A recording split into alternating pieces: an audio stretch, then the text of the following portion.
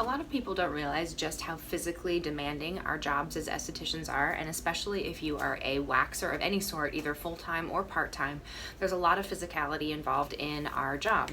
So it's really important that you are always making sure to work and practice your craft in a way that protects your body.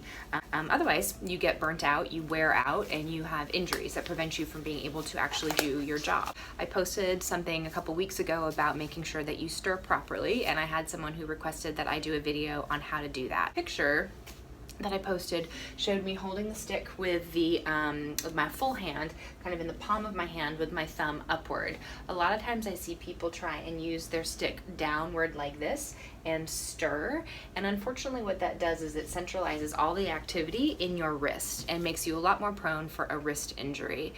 So my recommendation is always to hold your stick with your thumb up, and this way you can use the power of your shoulder to stir and not have to flex your wrist quite as often or as much. So really making sure that you're holding the stick in your hand and stirring your pot from side to side.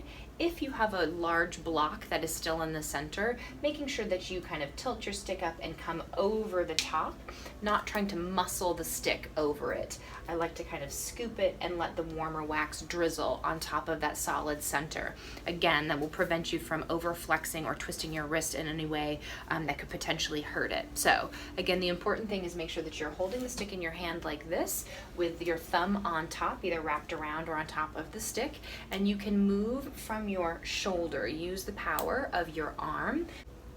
You're going to be bending your elbow to make sure that you can move around the pot, but as you see, you don't see my wrist doing a lot of movement, so I'm preserving this action. You wind up doing a lot of wrist movement as you wax and as you twirl your sticks, and so this can get quite tight and quite sore. One of the other questions that somebody asked me was how to potentially protect and do some sort of exercises for this area. And I was taught a long time ago by a massage therapist to wrap my thumb into my fingers like this and stretch my wrist straight down. It really stretches out this tendon right here. And as you can see, I am stretching the wrist straight down. So not like this, not like this. I'm stretching straight down, and it helps to release a lot of tension right here in that thumb tendon that releases a lot of the tension that we get built up into our thumb there when we are twirling our wax and certainly even stirring our pot. In order to make sure that you have a good long career, make sure that you are always practicing your craft safely. Protect your hands, protect your wrists, protect your arms.